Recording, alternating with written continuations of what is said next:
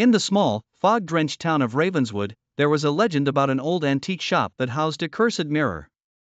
The shop's owner, Mrs. Haddle, was a reclusive old woman who rarely spoke but always warned, "Do not touch the mirror if you value your soul." The town's teenagers, as they often do, took this as a challenge.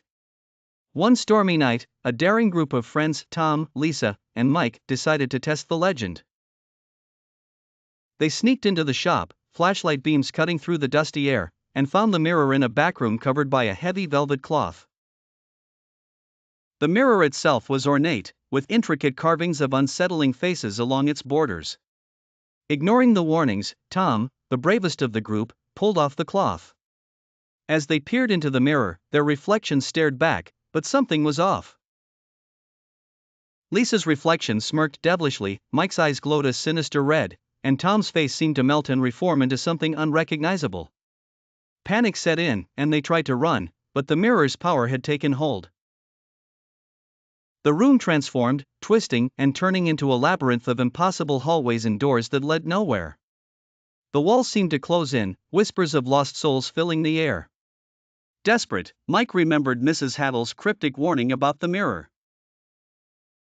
"Do not touch the mirror," he whispered, realizing too late what she meant. Tom, now almost unrecognizable, tried to shatter the glass, but his hand passed right through it. The mirror was a portal, not of glass but of something else entirely. Shouts turned to screams, and reality splintered like shards of glass around them. Just as they thought all hope was lost, Mrs. Haddle appeared in the doorway, her voice booming, "Enough?" She began chanting in a language none of them understood. The mirror's pull weakened, and the room began to return to its original form.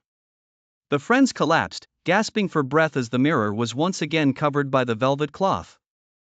Mrs. Haddle sternly looked at them, her eyes filled with both anger and pity. "You were lucky this time. The mirror takes what it wants and rarely returns it. Leave now and never come back."